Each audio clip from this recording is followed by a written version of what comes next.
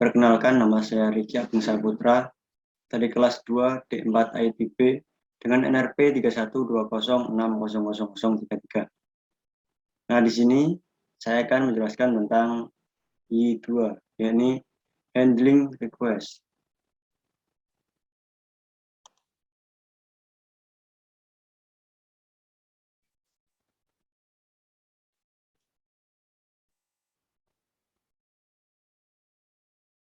Nah, pada overview bisa kita lihat di sini yang pertama adalah user, ada user.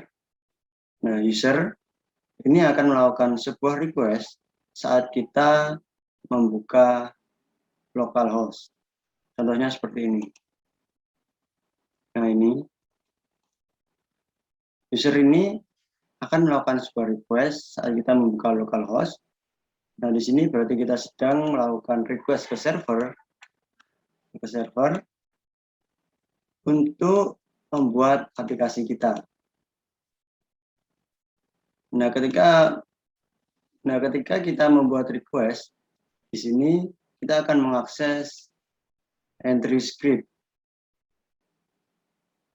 Saat kita mengakses, maka file entry script akan memuat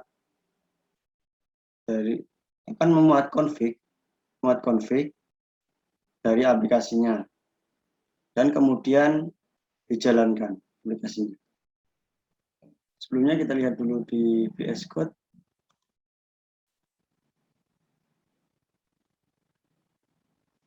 Kita buka di sini di web, lalu di index.php. Nah, ini. Nah, pada line 12 dan line 10 ini memuat config dari aplikasi dan kemudian memuat config dari sebuah aplikasi dan kemudian akan dijalankan. Nah, ini aplikasi yang akan dijalankan. Nah, setelah menjalankan sebuah aplikasi, selanjutnya kita akan menuju ke resolve root. Resolve root yakni ketika kita melakukan sebuah request dan menjalankan aplikasinya, kita bisa melihat halaman yang akan dituju. Nah, ini contohnya. Di sini kita mengakses pada basic web.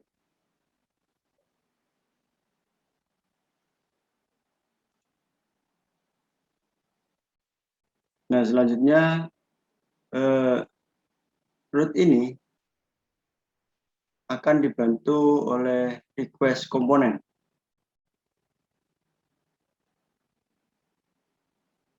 Setelah root selesai, selanjutnya yakni pembuatan sebuah controller, create controller. Nah, di sini kita langsung membuat action. Contohnya bisa kita lihat di sini, localhost, basic, web, kemudian mahasiswa.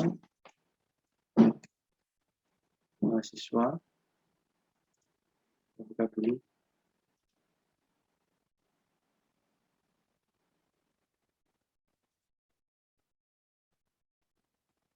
Nah, di sini kita bisa lihat. Kemudian kita create. Nah, ini merupakan sebuah action-nya.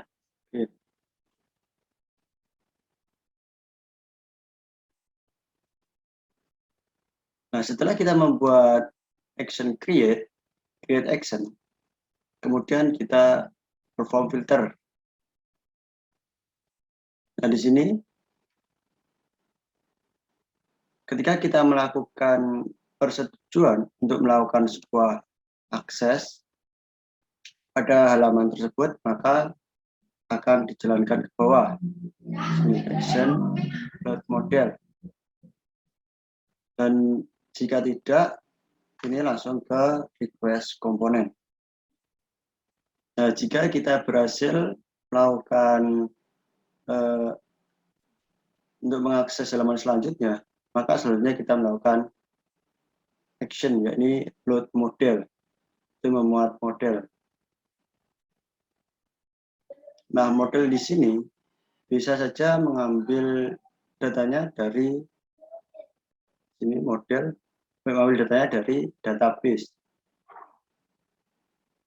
Selanjutnya kita merender, setelah meload kita terus merender, setelah berhasil kemudian langsung ke respon.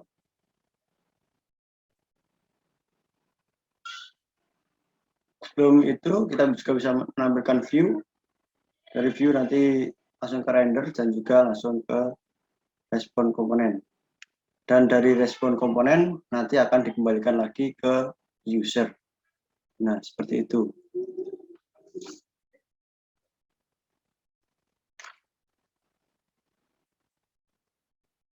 Selanjutnya kita masuk ke proses request. Nah, setiap kali aplikasi Y menerima request akan melalui proses-proses berikut ini. Nah, yang pertama, yakni membuat request ke entry script web index.php. Nah, seperti ini. Index.php. Kemudian yang kedua, yakni entry script membuat konfigurasi config.php dan membuat sebuah aplikasi instant. Yang ketiga, yakni aplikasi akan menetapkan root dengan bantuan komponen aplikasi yang bernama request. Yang keempat, yakni aplikasi membuat controller instance untuk menangani request. Dan yang kelima, yakni controller membuat action instance dan menjalankan filter untuk action tersebut. Selanjutnya yakni proses request bagian 2. Pada poin ke-6, jika ada filter yang tidak terpenuhi, maka action akan dibatalkan. 7, yakni jika semua filter terpenuhi, maka action akan dijalankan. Poin ke-8, yakni action akan memuat data model, kemungkinan besar terhubung dengan tabel di database. Yang ke-9, action akan merender view dengan menyertakan data model. Yang ke-10, hasil dari view yang telah dirender akan dikembalikan ke komponen aplikasi bernama respon.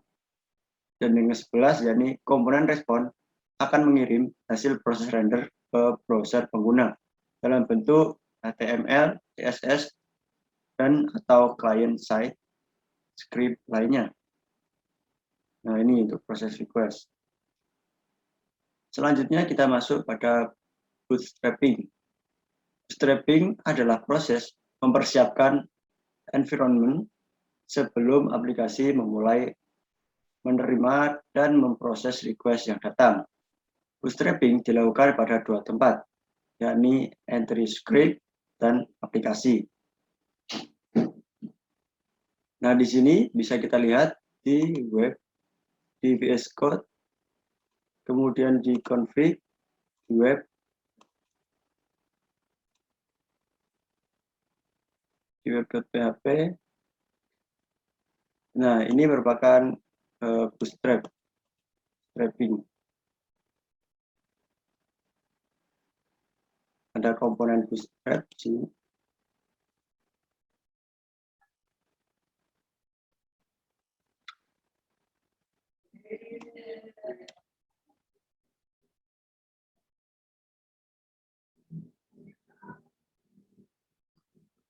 Selanjutnya, pada entry script, 2 kelas autoload. Untuk library berbeda didaftarkan. Composer autoload melalui autoload.php dan y autoload melalui file kelas dari y. Pada konstruktor dari aplikasi beberapa hal ini akan dikerjakan. Yang pertama yakni memanggil y base aplikasi pre-init, melakukan konfigurasi properti-properti penting seperti properti base path. Kemudian meregister y base aplikasi error handler. Kemudian menginisialisasi properti-properti dari aplikasi menggunakan file konfigurasi. Memanggil y base aplikasi init yang nantinya akan memanggil Y-based aplikasi Bootstrap untuk menjalankan komponen bootstrapping.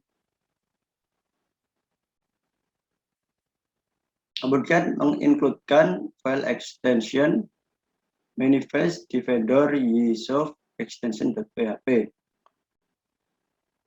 Kita lihat di sini di vendor, kemudian ysoft.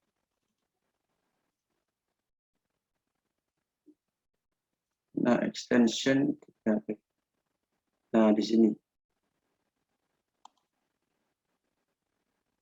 Selanjutnya yakni membuat dan menjalankan komponen aplikasi atau modul-modul yang dideklarasikan pada properti Bootstrap dan aplikasi. Selanjutnya yakni Bootstrap bagian 2, bootstrapping bagian 2. Karena bootstrapping dilakukan sebelum menangani request, pastinya hanya komponen yang penting saja yang dimasukkan dalam proses bootstrapping ini. Contohnya, pada mode production, mungkin perlu mengenablekan apt get pada proses bootstrapping. Nah, selanjutnya kita masuk pada routing. Ketika metode Y web aplikasi run dipanggil oleh entry script, hal pertama yang dilakukan adalah meresolve request yang datang, kemudian menjalankan controller action untuk menangani request tersebut. Proses ini disebut routing.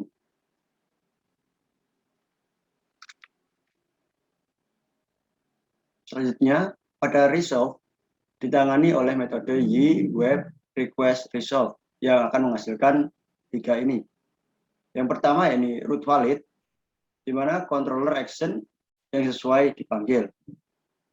Yang kedua yakni root tidak valid, ini akan dimunculkan Y web not found. Kemudian yang ketiga, tidak ada root, controller action pada properti default root akan dipanggil. Nah, selanjutnya bisa kita lihat di sini.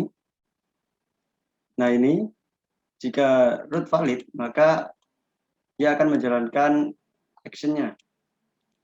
Nah, jika tidak valid, saya isikan asal aja.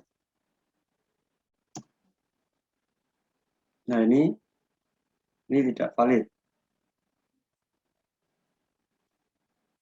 Jika tidak valid, ini yang dimunculkan adalah not found. Nah, seperti ini. Not found. Selanjutnya, tidak ada root yang dipanggil.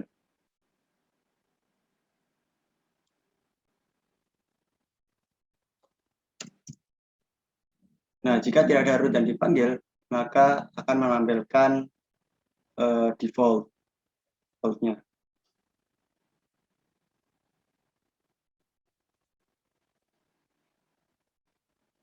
Nah, selanjutnya yakni catch all root adalah kondisi spesial di mana semua request akan diarahkan ke sebuah controller action. Misalnya, aplikasi sedang dalam fase maintain.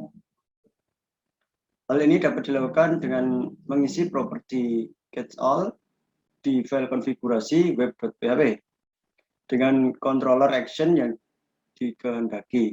Nah, seperti contoh. Nah, selanjutnya bisa kita coba, bisa kita tambahkan. Kita tutup dulu ini.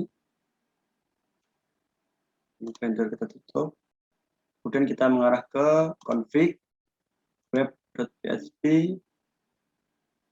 Kemudian kita tambahkan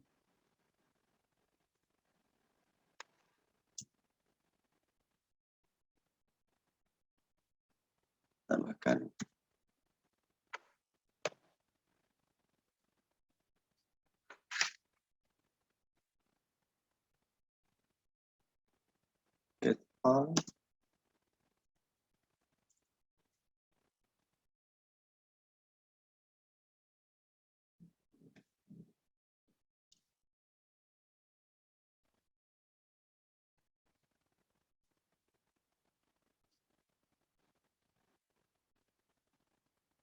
Yang misalnya kita arahkan ke cloud.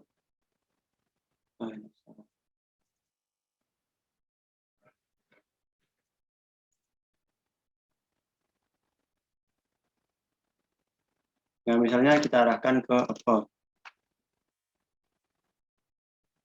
Maka bisa kita lihat di sini. Nah, ini akan langsung mengarah ke about saat terjadi maintenance.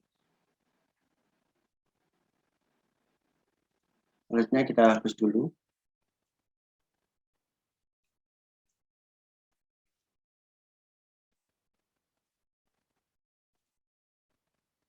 Kita kembalikan lagi.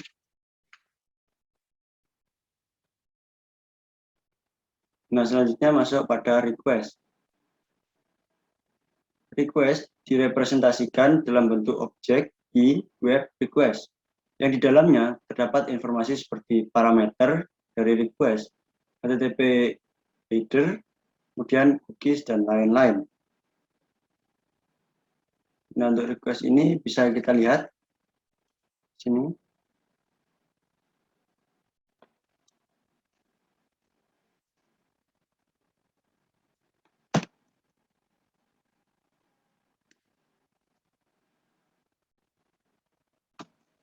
Nah, bisa kita lihat di network, kemudian ini kita refresh. Nah, ini merupakan request dari sebuah aplikasi. Misal kita buka satu. Nah, ini ada footer. Nah, di sini ada semuanya ada. Ada header. Ini respon, ada di sini. Kita tutup lagi. Selanjutnya, parameter dari request bisa didapat dengan memanggil metode y-web request get atau y-web request post yang akan mengembalikan nilai get atau post. Contohnya seperti ini, get y-app request get. Untuk mendapatkan ID, yakni ID y-app request get ID. Selanjutnya post y-app request post dan name y-app request post name.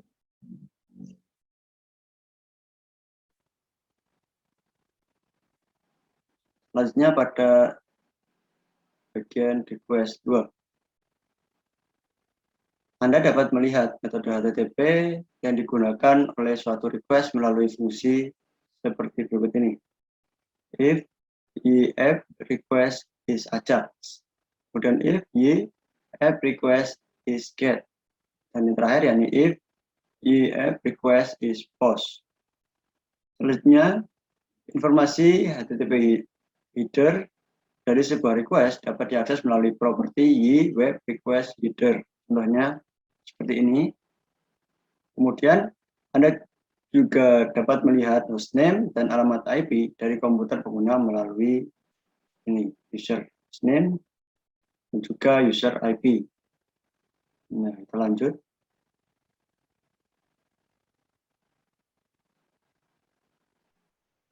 Selanjutnya kita masuk pada ke request URL. Anda dapat melihat bagian dari request URL melalui atribut berikut. Nah, seperti yang dicontoh ini. Kemudian URL merupakan alamat ini, yang panjang ini, sampai dengan ID-nya, 100. Kemudian absolute URL, ini. Kemudian host info, ini return http example.com.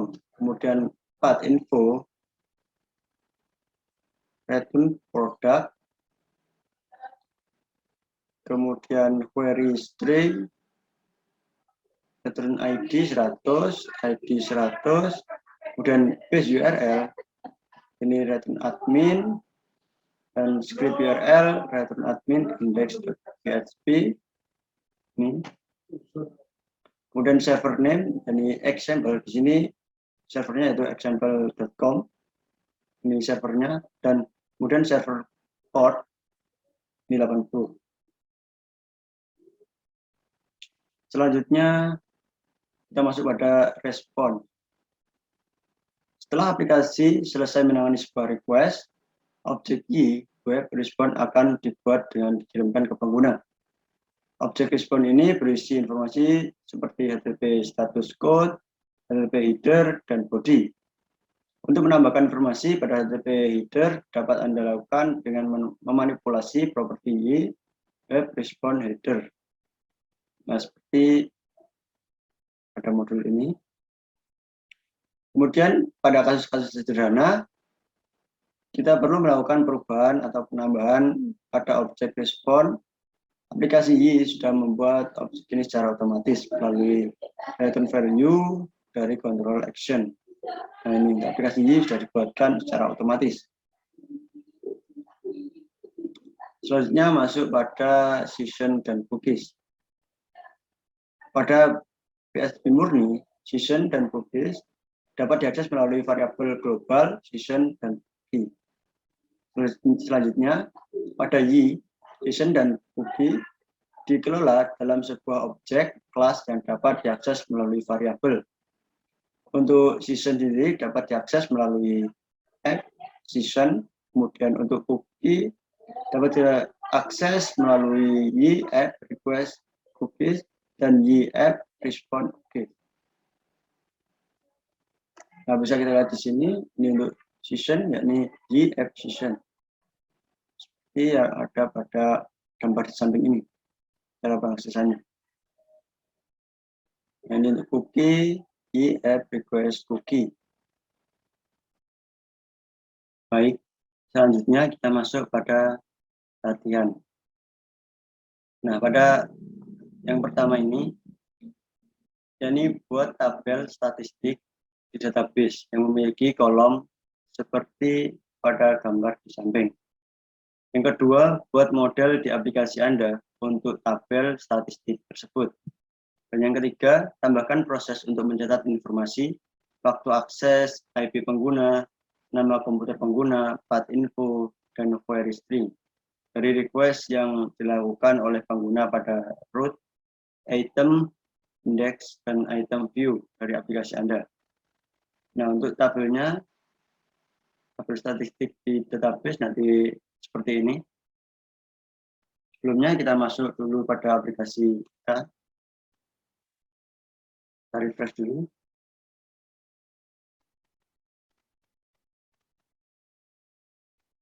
Nah, itu kita coba masuk pada database untuk membuat statistik. Nah, kebetulan ini saya sudah membuat statistik. Saya sudah membuat tabel statistik.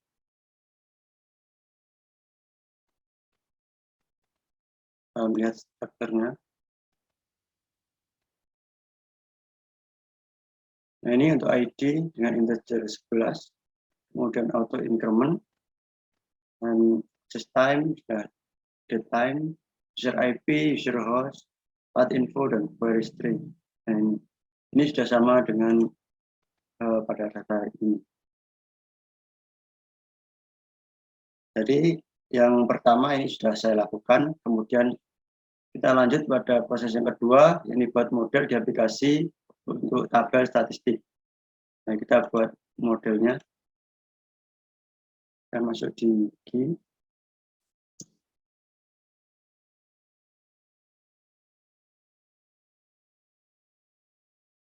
Kita buat model.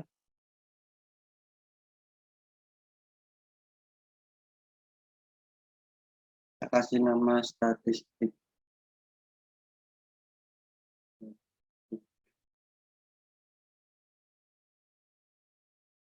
Nah, ini otomatis terisi. Kemudian kita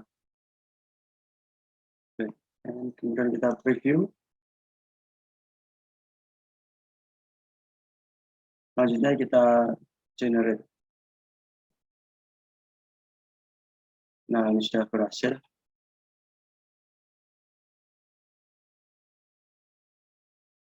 Nah, setelah proses kedua ini selesai, selanjutnya kita masuk pada proses ketiga. Ini tambahkan proses untuk mencatat informasi. Kita masuk pada VS Code. Kita tutup dulu. Kita masuk ke backend. Nah, ini untuk model, ini statistik sudah selesai.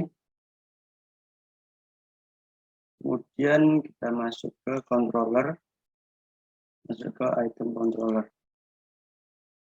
Nah, ini untuk item controller.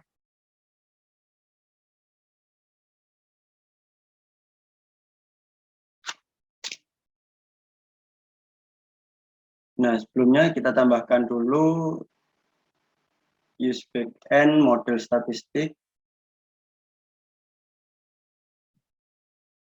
dan juga use info di web request.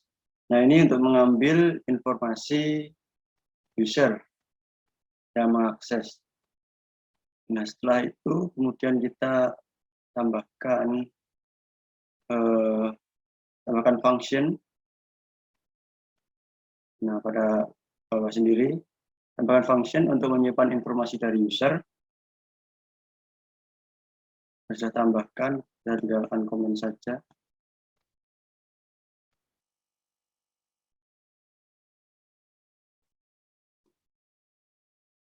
Nah, ini untuk menyimpan informasi dari user dan juga untuk mengambil data dan melakukan penyimpanan. Setelah itu, yang bawah sendiri ini save. Ini untuk melakukan post data pada tabel database. Selanjutnya, setelah membuat function, kita masuk pada action, index, dan view. Nah, kita masuk pada index. Kita tambahkan kode this action store use info. Ini untuk mengakses store use info. Jadi nanti saat membuka action index, nanti langsung mengakses store use info. Dan kita juga tambahkan di action view, kita tambahkan. Kemudian kita save. Nah, selanjutnya kita coba buka di database.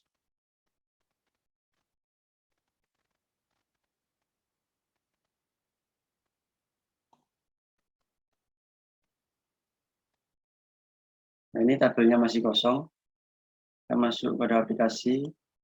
Kita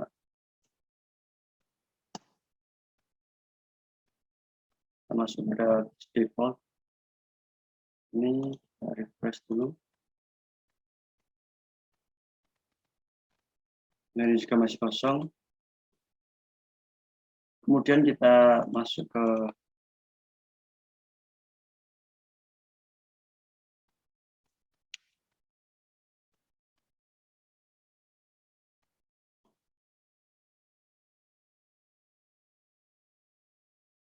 Nah, kita masuk pada item. Kita lihat. Refresh dulu.